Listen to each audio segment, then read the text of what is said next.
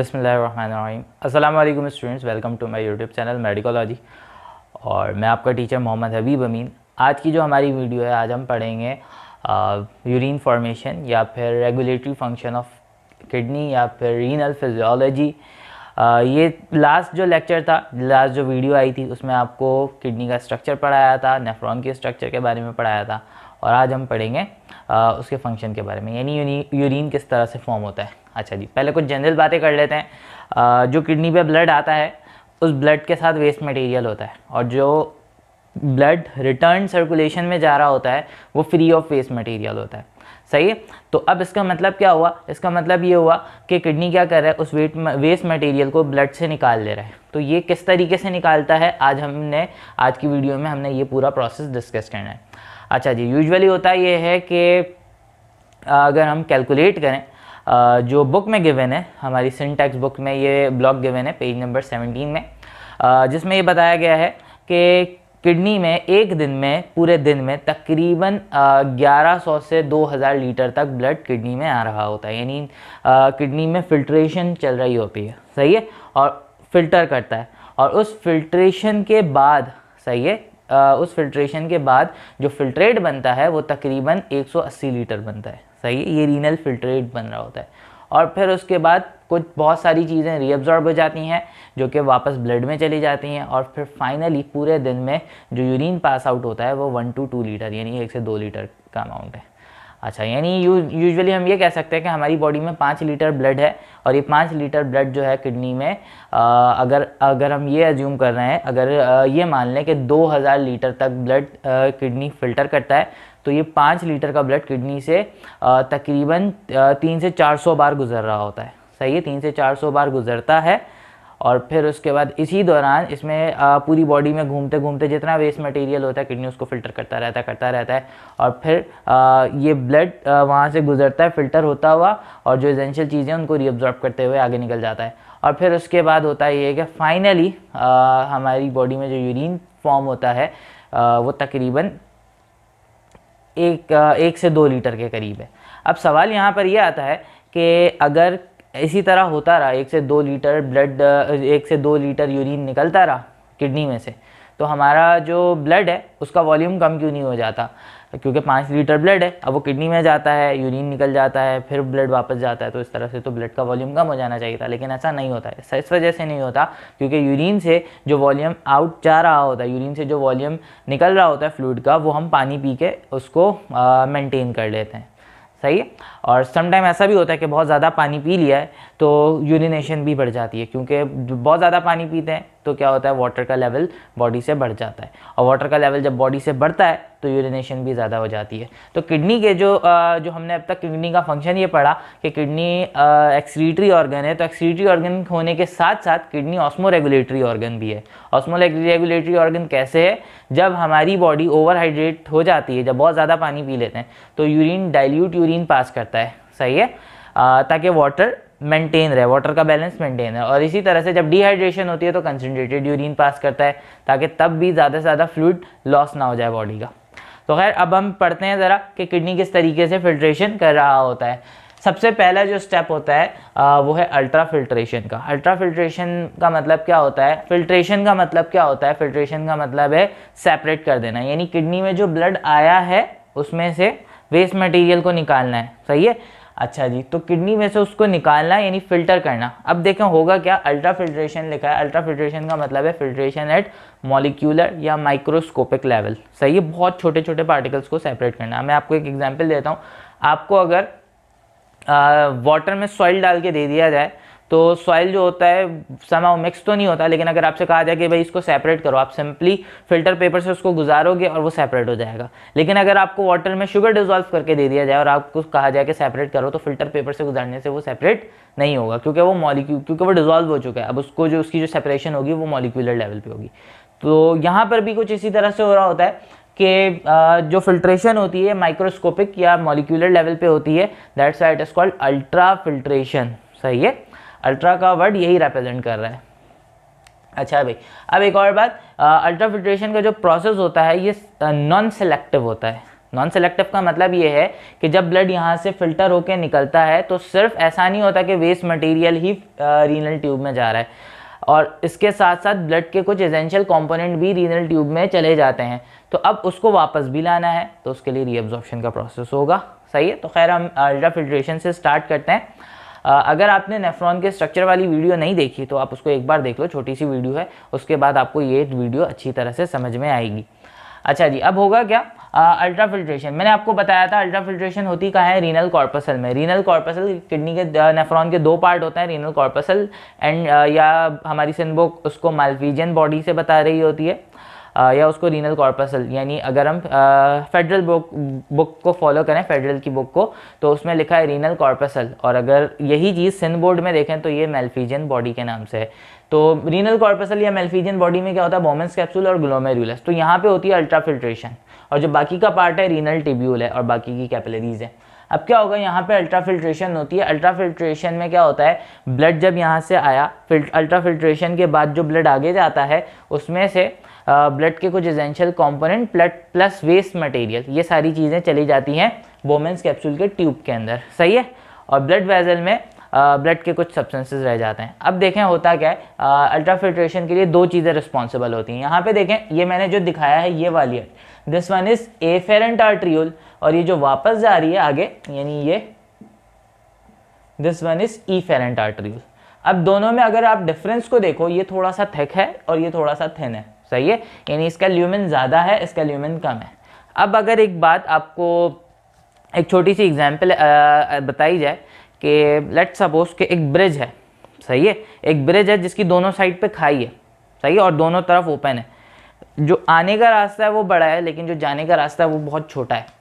सही है, अब होगा क्या, अब जब आने का रास्ता बड़ा है तो ज़्यादा से ज़्यादा लोग अंदर आ रहे हैं, और यानी उस ब्रिज में चढ़ते हुए जा रहे हैं, और जाने का रास्ता इतना पतला है कि सिर्फ एक आदमी ही वहाँ से क्रॉस हो सकता है। तो बीच में क्या होगा, भीड़ लग जाएगी।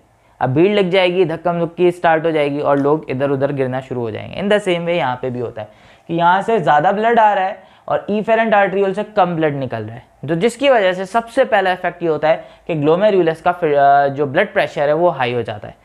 अगर हम अपनी पूरी बॉडी की कैपिलरीज को देखें तो पूरी बॉडी की कैपिलरीज का जो प्रेशर होता है उससे सबसे हाईएस्ट ब्लड प्रेशर किसी भी कैपिलरी में होता है वो होता है ग्लोमेरुलस में। सही है, बॉडी में वैसे तो कैपिलरी का जो ब्लड प्रेशर होता है वो कम होता है, लेकिन ओवरऑल बॉडी में जितनी कैपिलरीज है उन सारी कैपिलरी में जो सबसे ज़्यादा ब्लड प्रेशर होता है वो ग्लोमेरुलस में होता है। उसकी वजह ये है कि एफेरेंट आर्ट्रियोल का जो है डायमीटर वो ज़्यादा है, यानी ब्लड ज़्यादा अंदर आ रहा है, एंट्रेंस ज़्यादा है, एग्जिट कम है। सही है, तो बीच में क्या हो जाएगा, भीड़ लग जाएगी और जिसकी वजह से प्रेशर बढ़ जाएगा, हाइड्रोस्टैटिक प्रेशर जनरेट हो जाएगा ब्लड प्रेशर के बढ़ने की वजह से।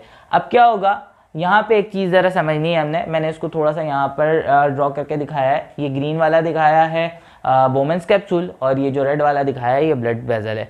अब देखें होता क्या है, इन दोनों के जो वॉल्स होते हैं ना, यानी ग्लोमेरुलस का वॉल और ग्लोमेरुलस का वॉल और बोमेंस कैप्सूल का वॉल, ये पोरस होता है, ये सीव लाइक होता है। सीव का मतलब है चलनी। सही है, सीव लाइक होता है जिसमें छोटे छोटे सुराख होते हैं। सही है, अब क्या होगा, ये जो सीव लाइक है, इन छोटे छोटे सुराख को हम स्लिट्स कहते हैं, रीनल स्लिट्स कहते हैं। एक सुराख को हम रीनल स्लिट्स कहते हैं, और यहाँ पे जो सेल होता है वो कहलाता है पोडोसाइट्स। पोडोसाइट्स का मतलब क्या होता है मैं अभी आपको बताऊंगा।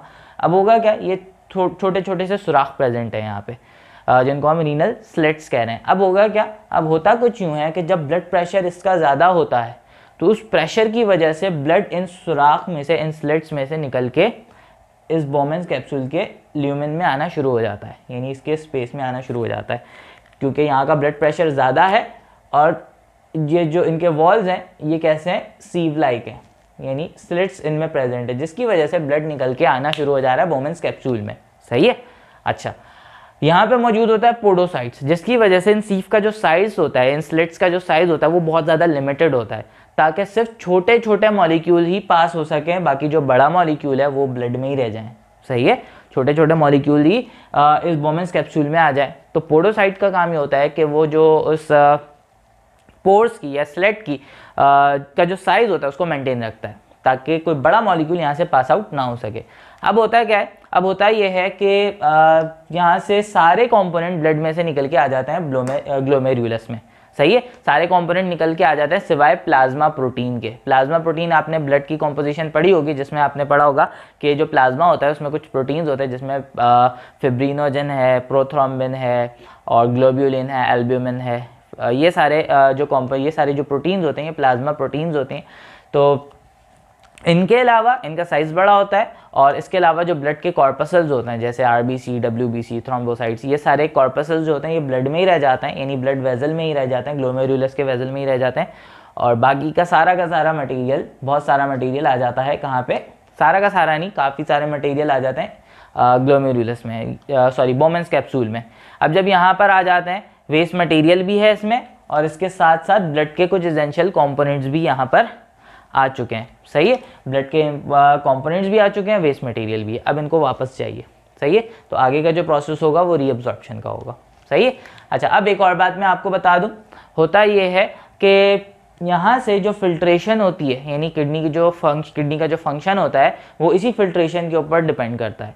ये फिल्ट्रेशन ज़्यादा होगी तभी यूरिन की फॉर्मेशन भी ज़्यादा होगी। तो जो फिल्ट्रेशन रेट होता है हम उसको कहते हैं, हम उसको टर्म देते हैं GFR, glomerular filtration rate. Glomerular filtration rate यानी 1 मिनट के अंदर जितना ब्लड आया है उस ब्लड में से कितना फिल्ट्रेट निकल के बोमेंस कैप्सूल में आया। सही है। तो अच्छा, जो बोमेंस कैप्सूल में आ जाता है अब हम उसको ब्लड नहीं बोलते, हम उसको फिल्ट्रेट कहते हैं। सही है, तो हम उसको GF यानी ग्लोमेरुलर फिल्ट्रेट कह रहे होते हैं।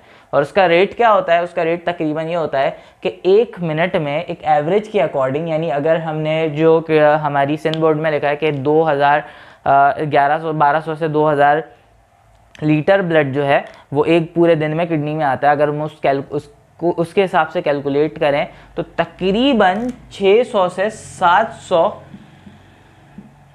ml ब्लड जो है 1 मिनट के अंदर इस ग्लोमेरुलस में आ रहा होता है। ये 600 से 800 ml ब्लड जब यहाँ पे अंदर आता है तो उसमें से जो फिल्ट्रेट बनता है इस 1 मिनट के अंदर वो होता है 125 ml, यानी 600 ब्लड जो है 600 ml ब्लड जो है वो ग्लोमेरुलस में आया 1 मिनट के अंदर। और उसमें फिल्ट्रेशन के बाद जब अल्ट्रा फिल्ट्रेशन हो गई तो उसके बाद जो फिल्ट्रेट बना वो 125 ml है। ये नॉर्मल रेट है किसी भी पर्सन का। सही है, this is called glomerulus filtration rate, यानी 125 ml पर मिनट। क्यों? क्योंकि रेट की बात हो रही है। रेट का मतलब है जब टाइम पे से हम जब किसी चीज़ को कंपेयर कर रहे होते हैं तो 1 मिनट के अंदर 125 ml फिल्ट्रेट बन रहा होता है। किससे बनता है? 600 to 700 ml ब्लड जो कि इसमें आया था। सही है, तो GFR बहुत इंपॉर्टेंट टर्म है किडनी के फंक्शन को मेजर करने के लिए। उसके बाद होती है रीअब्जॉर्प्शन। सही है, रीअब्जॉर्प्शन कहाँ पे होगी? रीअब्जॉर्प्शन रीनल टिब्यूल में होगी, यानी ये PCT proximal convoluted tubule, loop of Henle, distal convoluted tubule, यहाँ से यहाँ तक का जो फ्लो होगा ये पूरा रीअब्जॉर्प्शन में निकलेगा। कैसे? अच्छा, रीअब्जॉर्प्शन के साथ साथ कुछ टिब्यूलर सेक्रीशन भी होती है, काउंटर करंट एक्सचेंज भी होता है, ये सारी चीज़ें साथ साथ चल रही होती हैं, लेकिन हम एक एक करके पढ़ेंगे। तो देखें अब होगा क्या रीअब्जॉर्प्शन का जो प्रोसेस होता है, जो अल्ट्रा फिल्ट्रेशन था वो नॉन सिलेक्टिव था और पैसिव था। नॉन सिलेक्टिव था, पैसिव था, कोई एनर्जी नहीं लग रही थी और नॉन सिलेक्टिव था। जबकि रीअब्जॉर्प्शन जो होती है वो होती है सिलेक्टिव और एक्टिव, यानी सिलेक्टिव कुछ सिलेक्टेड आयंस ही रीअब्जॉर्ब होंगे और एक्टिव एनर्जी देकर अब्जॉर्ब होंगे। सही है। अच्छा, अब जब प्रॉक्सिमल कॉन्वोल्यूटेड टिब्यूल में वो फिल्ट्रेट आता है इस बोमेंस कैप्सूल से निकल के, वो प्रॉक्सिमल कॉन्वोल्यूटेड टिब्यूल में आता है और इसी के साथ साथ आपको पता है ये इफेरेंट आर्टरील कन्वर्ट हो जाती है पेरिटिब्यूलर आर्टरीज में, पेरिटिब्यूलर कैपिलरीज में, जो कि PCT और DCT दोनों में मौजूद है। तो अब क्या होगा, जब इस PCT में वो फिल्ट्रेट आएगा तो यहाँ से रीअब्जॉर्प्शन स्टार्ट हो जाएगी। सिलेक्टिव रीअब्जॉर्प्शन होती है और ऑलमोस्ट अमाइनो एसिड, ग्लूकोज और इसके अलावा कुछ एसेंशियल आयन, वाटर, ये सारी चीज़ें रीअब्जॉर्ब हो जाती हैं ब्लड में। सही है, अमाइनो एसिड, ग्लूकोज, सम एसेंशियल आयंस, वाटर, ये सारी चीज़ें रीअब्जॉर्ब हो जाती हैं ब्लड में। फिर उसके बाद वो फिल्ट्रेट आता है लूप ऑफ हेनले में, यानी वाटर की जो रीअब्जॉर्प्शन है ना वो PCT से स्टार्ट होती है, डिसेंडिंग लिम्ब तक कंटिन्यू रहती है। यानी अब क्या होगा, ये फिल्ट्रेट आएगा कहाँ पे? ये फिल्ट्रेट आएगा लूप ऑफ हेनले में। लूप ऑफ हेनले में आएगा ये फिल्ट्रेट, तो लूप ऑफ हेनले में वाटर की रीअब्जॉर्प्शन होगी। लूप ऑफ हेनले का ये वाला लिम्ब होता है जो नीचे की तरफ आ रहा है, this is called descending limb. तो ये जो डिसेंडिंग लिम्ब है ना, ये वाटर के लिए परमिएबल होता है और सॉल्यूट के लिए इम्परमिएबल होता है। सही है, वाटर के लिए परमिएबल है, सॉल्यूट के लिए इम्परमिएबल है। अच्छा जी, ज़रा मैं अब आपको बता दूं कि रीअब्जॉर्प्शन हो किस तरीके से रही है। इसको थोड़ा सा मैंने जूम करके यहाँ पे ड्रॉ कराया है। लेट सपोज कि ये रीनल ट्यूब्यूल है और ये ब्लड वेसल है। अच्छा देखिए, जो रीनल ट्यूब्यूल्स हैं, रीनल ट्यूब्यूल्स जो हैं, ये इनकी जो वॉल्स हैं ये सेल से बनी हुई है, और इसी तरह से ब्लड वेसल के जो वॉल्स हैं ये भी सेल से बनी हुई है, जिसमें ब्लड एपिथीलिया है, वेसल एपिथीलिया है, और ये है रीनल ट्यूब्यूल एपिथीलिया, एपिथीलियल वॉल्स हैं। अब होगा क्या, ये जो पार्ट है ये ल्यूमेन है, और ये जो पार्ट है ये वेसल का ल्यूमेन है। अब देखें होगा क्या, होगा कुछ यूँ कि सबसे पहले ये ल्यूमेन से आएगा इस एपिथेलियल सेल के अंदर। आपको पता है सेल में जो है सेल की मेम्ब्रेन होगी, सेल की जो मेम्ब्रेन होती है उसका, क्योंकि आइंस, वाटर, इन सारी सब्सटेंस, सॉल्यूट की बात हो रही है, तो कुछ चीज़ें ऐसी होती हैं जो उस मेम्ब्रेन को क्रॉस कर जाती हैं। अगर वो पोलर, अगर नॉन पोलर होंगी तो मेम्ब्रेन को क्रॉस कर जाएंगी, लेकिन अगर पोलर सब्सटेंस है तो वो मेम्ब्रेन को क्रॉस डायरेक्टली नहीं कर पाएगा। तो उसके लिए कुछ कैरियर प्रोटीन्स या फिर चैनल प्रोटीन्स होते हैं जो कि रास्ता देते हैं। चैनल प्रोटीन्स एक रास्ता, एक मीडियम देता है ताकि वो पोलर सब्सटेंसेस उसमें से निकल के जा सकें। लेट सपोज कि अगर ये सेल मेम्ब्रेन है, वो पोलर सब्सटेंस यहाँ से नहीं जा पा रहा, तो बीच में लगा होता है चैनल प्रोटीन, ये रास्ता देता है कि ये यहाँ से वो सब्सटेंस निकल के चला जाए। तो होगा क्या, देखें इस ल्यूमेन में से वो सब्सटेंस निकल के आ जाएगा इसके सेल में, एपिथेलियल सेल में एक रास्ते से, और फिर उसके बाद दूसरे रास्ते से ही बाहर निकल जाएगा और इन दोनों के बीच के स्पेस में आ जाएगा, इंटरस्टिशियल स्पेस में। अच्छा, यहाँ पर मौजूद होती है, इन दोनों के बीच में मौजूद होती है बेसमेंट मेम्ब्रेन। तो बेसमेंट मेम्ब्रेन के ज़रिए से, बेसमेंट मेम्ब्रेन के ज़रिए से होता हुआ, यानी बीच में क्या मौजूद है, बेसमेंट मेम्ब्रेन, उस मेम्ब्रेन के ज़रिए से होता हुआ आ गया, जो बीच का कोई भी मीडियम होता है वो बेसमेंट मेम्ब्रेन कहलाती है। वो इस बेसमेंट मेम्ब्रेन से होता हुआ आ गया ये यहाँ के ल्यूमेन में, ल्यूमेन कह रहा हूँ, इंटरस्टिशियल स्पेस में। फिर इस इंटरस्टिशियल स्पेस से ये आता है ब्लड वेसल के एपिथीलिया के सेल के अंदर, फिर एपिथीलिया के सेल से इस ब्लड वेसल में आ जाता है और ब्लड में शामिल हो जाता है। सही है, यानी यहाँ पे क्या हो रहा है, लेट सपोज कि अगर ये ल्यूमेन है, किसका, ये ल्यूमेन है हमारे पास रीनल ट्यूब्यूल का, इस ल्यूमेन से ये सब्सटेंस आया इसके सेल में, सेल से फिर एक साइड से आएगा और दूसरी साइड से बाहर निकल जाएगा, और फिर ये आ जाएगा इंटरस्टिशियल स्पेस में, और फिर उसके बाद ब्लड वेसल के जो एपिथीलिया है उसमें एक साइड से अंदर होगा और फिर दूसरी साइड से ब्लड वेसल के ल्यूमेन में आ जाएगा। तो इस तरीके से होती है रीअब्जॉर्प्शन। और इस प्रोसेस के ज़रिए क्योंकि चैनल प्रोटीन जो होता है ना, वो एनर्जी गेटेड भी होते हैं, कुछ वोल्टेज गेटेड भी होते हैं। तो ये जो एनर्जी गेटेड चैनल्स होते हैं ना, ये क्या करते हैं, एनर्जी लेते हैं। तो एनर्जी एटीपी प्रोवाइड करता है, एटीपी जब उनको एनर्जी देता है तो ये ओपन हो जाते हैं, और ये ओपन होते हैं और ये सब्सटेंसेस को अंदर जाने देते हैं या बाहर निकलने देते हैं।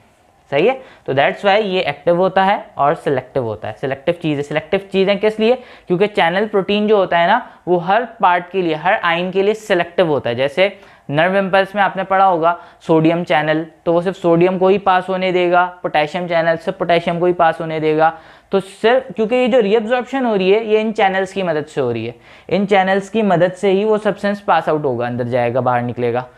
तो ये सिलेक्टिव है इस वजह से, और उन चैनल को ओपन करने के लिए, उन चैनल को क्लोज करने के लिए एनर्जी चाहिए। That's why it is selective and active. सही है, तो वो चीज़ें निकल के ब्लड में आ जाएंगी। तो पीसीटी के बाद जब रीअब्जॉर्प्शन आएगी, जब वो फिल्ट्रेट आएगा कहाँ पे, डिसेंडिंग लिम्ब में, जब वो डिसेंडिंग लिम्ब में आएगा तो क्या होगा, यहाँ पे भी रीअब्जॉर्प्शन होगी, यहाँ पे वाटर की रीअब्जॉर्प्शन होगी, वाटर की रीअब्जॉर्प्शन होगी। अच्छा देखें, तो जब यहाँ से आ रहा था तो उसके अंदर वाटर का अमाउंट ज़्यादा से ज़्यादा प्रेजेंट था, तो वो था हाइपोटोनिक। सही है, हाइपोटोनिक था। और आपको पता है हाइपोटोनिक सॉल्यूशन वो सॉल्यूशन होता है जो वाटर को लूज कर देता है, क्योंकि देखें अंदर हाइपोटोनिक सॉल्यूशन है और बाहर सॉल्यूट पोटेंशियल ज़्यादा है, बाहर जो है हाइपरटोनिक सॉल्यूशन है। तो अंदर से वाटर मूव करेगा बाहर की तरफ, पहले इंटरस्टिशियल स्पेस में जाएगा, फिर ब्लड में जाएगा, और नीचे आते आते तक वाटर की इतनी रीअब्जॉर्प्शन हो चुकी होती है कि वो जो हाइपोटोनिक फिल्ट्रेट था वो नीचे आते आते हाइपरटोनिक फिल्ट्रेट बन जाता है। फिर उसके बाद जब वो असेंडिंग लिम्ब में ऊपर जाएगा तो अब जो होगा, असेंडिंग लिम्ब जो होता है वो वाटर के लिए इम्परमिएबल होता है और सॉल्यूट के लिए जो होता है वो परमिएबल होता है। सही है, अब जब ये ऊपर जाएगा तो क्या होगा, यहाँ से वाटर की रीअब्जॉर्प्शन नहीं होगी बल्कि आइंस की रीअब्जॉर्प्शन होगी, जिसमें सोडियम आइन शामिल है और क्लोराइड आइन शामिल है। हमारी सिंध बोर्ड ये कहती है कि डिसेंडिंग लिम्ब में भी सोडियम आइन की रीअब्जॉर्प्शन थोड़ी बहुत हो जाती है एक्टिव ट्रांसपोर्ट के जरिए से, और फिर उसके बाद इस असेंडिंग लिम्ब में सोडियम और क्लोराइड आइन ये रीअब्जॉर्ब होते हैं, सोडियम आइन और क्लोराइड आइन ये रीअब्जॉर्ब होते हैं। अच्छा, अब देखें एक और बात, जब वो फिल्ट्रेट यहाँ से नीचे आ रहा था, ऊपर था हाइपोटोनिक, नीचे आते आते वाटर एब्जॉर्प्शन की वजह से बन गया हाइपरटोनिक। अब जब यहाँ से ऊपर जाता है तो सॉल्यूट रीअब्जॉर्ब हो जाता है, तो जब सॉल्यूट रीअब्जॉर्ब हो जाता है तो वो दोबारा बन जाता है हाइपोटोनिक, क्योंकि पहले वाटर रीअब्जॉर्ब हो गया तो वाटर कम सॉल्यूट ज़्यादा, अब सॉल्यूट भी कम हो गया तो अगेन वो हाइपोटोनिक बन जाता है। और जब वो डिस्टल कॉन्वोल्यूटेड टिब्यूल में पहुंचता है तो यहाँ पे होती है सॉल्ट एडजस्टमेंट हार्मोन्स की मदद से। सॉल्ट एडजस्टमेंट के बाद वो फिल्ट्रेट फाइनली यूरिन में कन्वर्ट हो जाता है। अच्छा जी, ये जो सॉल्ट एडजस्टमेंट होती है ना, ये सॉल्ट एडजस्टमेंट का वर्ड यहाँ पे क्या रिप्रेजेंट कर रहा है, देखिए यहाँ से यहाँ तक हो रही थी रीअब्जॉर्प्शन, यानी फिल्ट्रेट से इस टिब्यूल से चीज़ें ब्लड में जा रही थी। एडजस्टमेंट का मतलब है कुछ चीज़ें ब्लड से ट्यूब्यूल में आएंगी और कुछ चीज़ें ट्यूब्यूल से ब्लड में आएंगी, दैट्स द एडजस्टमेंट। सही है। रीअब्जॉर्प्शन का मतलब है सिर्फ एक ही जगह से फ्लो हो रहा है, एक ही जगह से चीज़ें इधर से उधर आ रही हैं, यानी रीनल ट्यूब से निकल के ब्लड में आ रही हैं। एडजस्टमेंट का मतलब है कुछ इधर से इधर भी जा रही हैं, कुछ यहाँ से यहाँ भी आ रही है, दिस इज द एडजस्टमेंट। तो जब पीसीटी में वो फिल्ट्रेट आएगा तो ब्लड में इस फिल्ट्रेट में से जो चीज़ें ब्लड में जाती हैं उस पर हमारे पास कुछ कैल्शियम आयन है, सही है, कुछ बाइकार्बोनेट आयन है, ये सारी चीज़ें हैं। सही, कैल्शियम आयन है, बाइकार्बोनेट आयन है, ये सारी चीज़ें एब्जॉर्ब हो जाती हैं। और जबकि ब्लड से जो चीज़ फिल्ट्रेट में जा रही होती है वो है हमारे पास अमोनियम आयन, अमोनियम आयन है, प्रोटॉन है, सही है, ये सारी चीज़ें। अच्छा, इससे क्या होता है, ये बहुत ज़्यादा ये एडजस्टमेंट इसलिए इम्पॉर्टेंट है ताकि ब्लड और यूरिन दोनों का ही पीएच मेंटेन हो सके। यानी अब आप देखें कैल्शियम आयन और बाइकार्बोनेट आयन ये चीज़ें जा रही हैं ब्लड में, सही है, और अमोनियम आयन और प्रोटॉन ये जा रहा है फिल्ट्रेट में यानी डीसीटी में। तो इससे फ़ायदा क्या होता है, आप देखें ज़रा, समझना है इस बात को।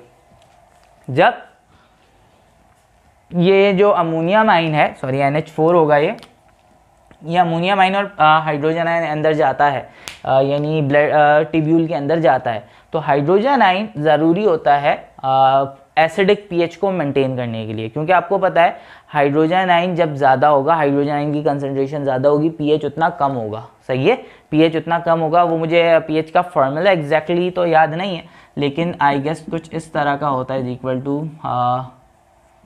log 1 अपॉन, मुझे एग्जैक्टली नहीं याद है, अगर गलत लिख दिया तो काइंडली इस चीज़ को जज नहीं करना, आप अगर गलत है तो आप करेक्शन कर देना कमेंट में, लेकिन इस तरह का कुछ फार्मूला होता है, यानी हाइड्रोजन आयन कम होगा पीएच ज़्यादा होगा, हाइड्रोजन आयन ज़्यादा है पीएच कम है, यानी इन दोनों का इन्वर्स रिलेशन है।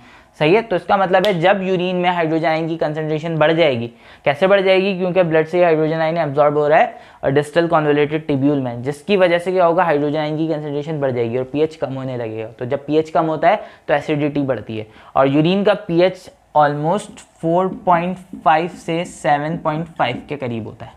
सही है, 4.5 से 7.5 के करीब होता है यूरिन का पीएच। यूरिन का पीएच तो मेंटेन हो गया। ब्लड का पीएच कैसे मेंटेन होगा, ब्लड में एब्जॉर्ब हो रहा है बाइकार्बोनेट आयन, सही है, और ब्लड में बाइकार्बोनेट आयन होता है, और ब्लड जो होता है, ब्लड का पीएच 7 से 7.5 होता है, और ब्लड में ब्लड के अंदर बफरिंग कैपेसिटी होती है। ब्लड की बफरिंग कैपेसिटी को मेंटेन रखने के लिए बाइकार्बोनेट आयन का होना बहुत ज़्यादा ज़रूरी है। ब्लड के अंदर जो बफरिंग कैपेसिटी होती है वो बाइकार्बोनेट सॉल्ट्स ही मेंटेन रखते हैं। सही है, तो ब्लड में इन बाइकार्बोनेट्स का होना बहुत ज़्यादा ज़रूरी है। अगर इसकी रीअब्जॉर्प्शन सही तरह से हो नहीं पाएगी, सही है, तो जिसकी वजह से क्या हो सकता है, ये हो सकता है अगर किडनी फेलियर हो जाता है तो सबसे ज़्यादा एक डेंजर ये होता है कि ब्लड में एसिडोसिस होने लग जाती है, यानी ब्लड की एसिडिटी बढ़ जाती है, ब्लड का पीएच कम हो जाता है। सही है, तो बेसिकली अगर ये बाइकार्बोनेट एब्जॉर्ब नहीं होगा तो ब्लड जो है अपनी बफरिंग कैपेसिटी को लूज कर जाएगा और ब्लड का पीएच जो है वेरिएट कर जाएगा। सही है, बफर आपको पता होगा, कोई भी ऐसा सॉल्यूशन जो कि अपने पीएच को चेंज होने नहीं देता। सही है, तो फिर यहाँ से गुजरते वक्त ब्लड जो है ऑलमोस्ट जो क्या फिल्ट्रेट जो है वो ऑलमोस्ट क्या बन जाता है, यूरिन बन जाता है, और यूरिन बनने के बाद जो है वो यहाँ पर कलेक्टिंग डक्ट में कलेक्ट हो जाता है और फिर यहाँ से पास आउट होगा। अच्छा, लेकिन इस दौरान हो क्या रहा होता है, इस दौरान कुछ टिब्यूलर सिक्रीशंस होती हैं। टिब्यूलर सिक्रीशंस में क्या होता है, कुछ चीज़ें जो इस ग्लोमेरुलर फिल्ट्रेशन से बच जाती हैं। सही है, ग्लोमेरुलर फिल्ट्रेशन, अच्छा अल्ट्रा फिल्ट्रेशन को ग्लोमेरुलर फिल्ट्रेशन भी कहते हैं, जो इस अल्ट्रा फिल्ट्रेशन में बच जाती हैं, जैसे वेस्ट मटेरियल जिसमें कुछ अमोनिया है, जिसमें कुछ यूरिया है, यूरिक एसिड है, जो चीज़ें बच जाती हैं, स्केप्ड हो जाती हैं। यानी लेट सपोज इतना प्रेशर था तो सारी चीज़ें निकल के यहाँ पे आ रही थी, लेकिन स्टिल किसी चीज़ की मदद से, किसी चीज़ के आड़ में वो चीज़ें बच गई थी। अब ब्लड क्या करता है, इनको निकालता है, बोलता है यार निकलो यहाँ से तुम। तो कैसे निकालेगा, एक्टिव ट्रांसपोर्ट के ज़रिए से, एनर्जी दे के ज़बरदस्ती धक्का मार के निकालेगा कि भाई मुझे नहीं चाहिए और यहाँ से निकलो यहाँ से। सही है, तो ये भेज देगा इसको टिब्यूल में। सही है। अच्छा, अब बात ये है कि ये हर जगह पे होती है, यानी लूप ऑफ हेनले में भी होती है और प्रॉक्सिमल और डिस्टल कन्वोल्यूटेड टिब्यूल में भी टिब्यूलर सिक्रीशन होती है, लेकिन हर जगह अलग अलग आइंस, अलग अलग सब्सटेंसेस की सिक्रीशन हो रही होती है। तो बेसिकली हम इसको टिब्यूलर सिक्रीशन इस वजह से कहते हैं क्योंकि सिक्रीशन हो रही है ब्लड से और वो चीज़ टिब्यूल में आ रही है, तो that's why it is tubular secretion. इससे क्या होता है, इससे होता ये है कि जो सब्सटेंसेस, जो वेस्ट मटेरियल एस्केप्ड हो गए थे ग्लोमेरुलर फिल्ट्रेशन के वक्त, वो चीज़ें जो है यहाँ पर फिल्टर आउट हो जाती हैं एक्टिव ट्रांसपोर्ट के ज़रिए से। सही है। अच्छा, एक्टिव ट्रांसपोर्ट क्यों हो रही है, इस वजह से हो रही है क्योंकि देखो ऑलमोस्ट सारा का सारा फिल्टर वेस्ट मटेरियल जो है इस टिब्यूल में आ चुका था, थोड़ा सा रह गया था। यानी अब ब्लड में लोअर कंसनट्रेशन है, टिब्यूल में ऑलरेडी हायर कंसनट्रेशन मौजूद है। अब अगर लोअर से हायर में भेजेंगे तो एनर्जी तो देनी पड़ेगी। सही, that's why it is active process. अब एक और बात, लास्ट में काउंटर करंट एक्सचेंज क्या होता है। काउंटर करंट एक्सचेंज में होता ये है कि जब वो ब्लड जो है यहाँ पे आता है, ब्लड इसमें सॉरी जब ये फिल्ट्रेट लूप ऑफ हेनले में आ रहा होता है, तो देखें यहाँ पर बिल्कुल ध्यान से आपने समझना है ये कॉन्सेप्ट। यहाँ पे जो है वो फिल्ट्रेट कैसा था, हाइपोटोनिक था। वो फिल्ट्रेट था हाइपोटोनिक, हाइपोटोनिक की वजह से यहाँ पे वाटर की रीअब्जॉर्प्शन हो रही थी। सही है, हाइपोटोनिक की वजह से वाटर की रीअब्जॉर्प्शन हो रही थी। अब जब वो नीचे जाता है तो वो बन जाता है हाइपरटोनिक। अब एक बात ज़रा आप सोचें कि जब ये वाटर, अच्छा ये वाटर जो यहाँ से रीअब्जॉर्ब हो रहा है ना, ये डायरेक्टली ब्लड में नहीं जा रहा बल्कि पहले मेड्यूला में जा रहा है, क्योंकि लूप ऑफ हेनले का जो पार्ट होता है ये मेड्यूला या कॉर्टेक्स में होता है। तो यानी किडनी के पार्ट में जा रहा है, इंटरस्टिशियल स्पेस में जा रहा है, उसके बाद ब्लड में जा रहा है। तो अगर कंटिन्यूसली वाटर एब्जॉर्ब होता रहेगा तो दोनों जगह की कंसनट्रेशन इक्वल नहीं हो जाएगी। यानी लेट सपोज कि अगर ये एक बीकर है और इसको मैंने दूसरे बीकर से कनेक्ट किया हुआ है, अगर कंटिन्यूसली वाटर इसमें से इधर मूव करता रहेगा, एक वक्त आएगा ना दोनों की कंसंट्रेशन बराबर हो जाएगी, तो ऑस्मोसिस रुक जाएगी। समझ आ रही है बात। एक वक्त ऐसा भी आएगा कि अगर कंटिन्यूसली एक जगह से वाटर इधर मूव कर रहा है तो क्या होगा, तो होगा ये कि इधर का भी वाटर पोटेंशियल बराबर हो जाएगा, तो वाटर की एब्जॉर्प्शन तो रुक जाएगी।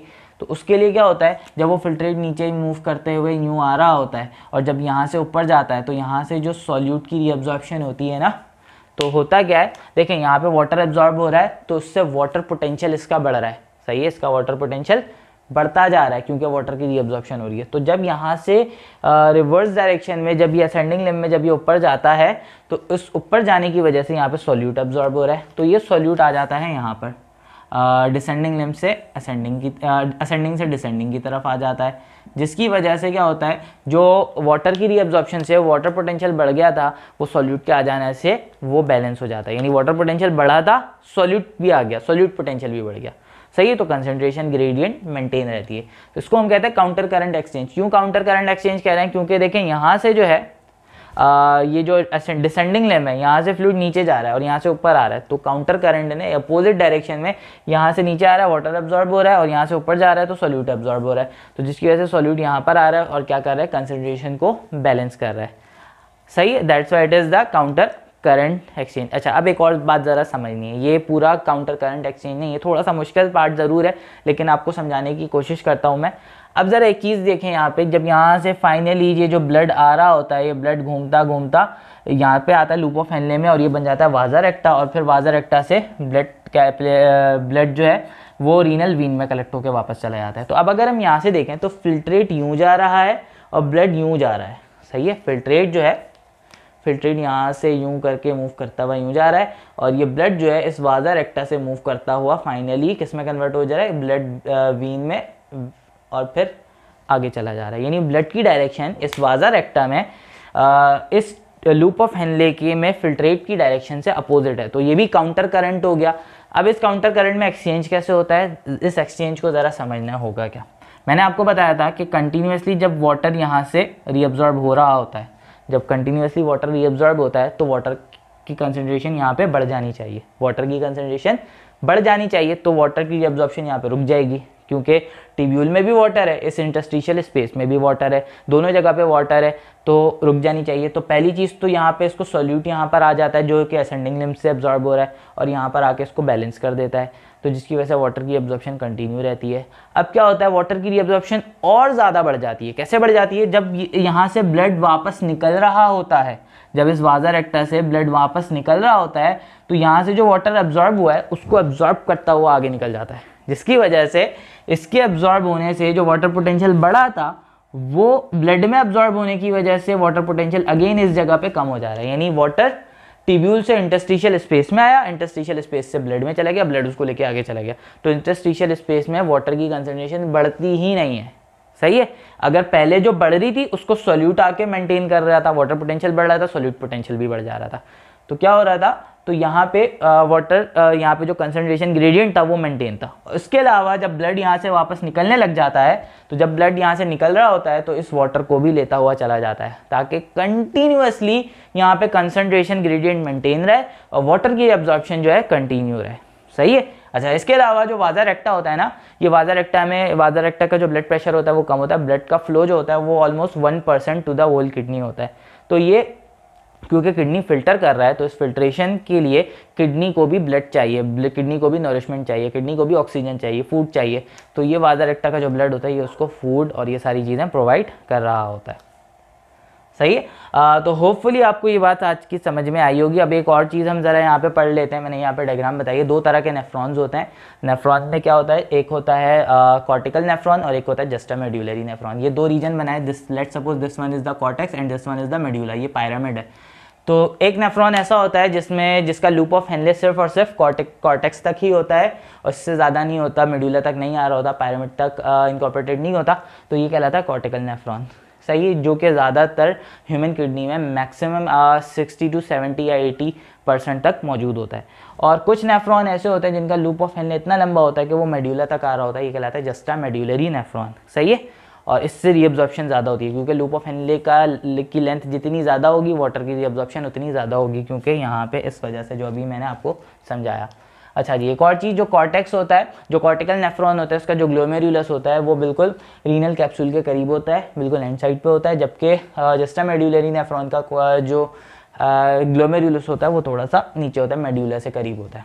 सही है, तो ये कुछ अडेप्टेशन है। इसके अलावा अगर हम हार्मोन्स की बात करें तो 3 तरह के हार्मोन हैं जो कि सिंध बोर्ड हमें डिस्क्राइब करता है कि 3 तरह के हार्मोन्स होते हैं जो कि इस फिल्ट्रेशन में बहुत ज़्यादा इन्वॉल्व होते हैं। पहला हार्मोन है ADH, एंटी डायोरेटिक हार्मोन। तो ये जो वाटर की रीअब्जॉर्प्शन होती है ना, ये एंटी डायोरेटिक हार्मोन की मदद से होती है, जिसमें क्या होता है यूरिन में से वाटर मैक्सिमम एब्जॉर्ब हो जाता है, जिसको कहते हैं, देखो डायूरेसिस का मतलब क्या होता है, डायूरेसिस का मतलब ये होता है कि ब्लड में से वो फिल्टर जो है वो यूरिन में जा रहा है। सही है, दिस इज द डायूरेसिस। इसका अपोजिट क्या होगा, एंटी डायूरेसिस। तो इसके लिए हार्मोन होगा एंटी डायूरेटिक हार्मोन, जिसको वेजोप्रेसिन भी कहते हैं, जो कि पोस्टीरियर पिट्यूटरी ग्लैंड से रिलीज होता है और क्या होता है, ये मैक्सिमम रीअब्जॉर्प्शन करवाता है वाटर की फ्रॉम यूरिन टू ब्लड। ये कब होता है, अगर बॉडी में डिहाइड्रेशन ज़्यादा हो रही है, सही है, तो उस वक्त रीअब्जॉर्प्शन करवाता है, जब हमने पानी काफ़ी टाइम से नहीं पिया हुआ होता। इसके अलावा एक हार्मोन है जिसका नाम है पैराथॉर्मोन। पैराथॉर्मोन हमारे पैराथायरॉयड ग्लैंड से रिलीज होता है और ये कैल्शियम आयन की रीअब्जॉर्प्शन करवाता है यूरिन से ब्लड में। सही है, और इसके अलावा एक हार्मोन है जिसका नाम है एल्डोस्टेरॉन, जो कि सोडियम आयन की रीअब्जॉर्प्शन करवाता है। सोडियम आयन की रीअब्जॉर्प्शन बहुत ज़्यादा इंपॉर्टेंट है वाटर की रीअब्जॉर्प्शन के लिए, क्योंकि मैंने आपको बताया सोडियम आयन सॉल्यूट है, यहाँ से सॉल्यूट आ रहा होता है कहाँ पे, इस रीजन पे डिसेंडिंग लिम्ब की साइड में, ताकि वाटर की रीअब्जॉर्प्शन और बढ़ सके। सही है, तो इससे रिलेटेड ब्लड प्रेशर भी होता है, ब्लड प्रेशर कंट्रोल भी होता है, जो कि हम आगे की वीडियोज़ में पढ़ेंगे। तो फिलहाल के लिए हम इतना ही रखते हैं और हार्मोन्स के बारे में भी हम ज़्यादा चीज़ें पढ़ेंगे। अच्छा, जो एल्डोस्टेरॉन होता है वो रिलीज़ होता है एड्रीनल ग्लैंड से। सही है, so this is all about today's video. I do hope आपको आज का लेक्चर समझ में आया होगा। अगर समझ में आया है तो वीडियो को लाइक करना और चैनल को सब्सक्राइब करना और कमेंट सेक्शन में ज़रूर बताना और अपने दोस्तों के साथ भी वीडियो को शेयर करना। इंशाल्लाह अगली वीडियो में मुलाकात होगी। अल्लाह हाफ़िज़।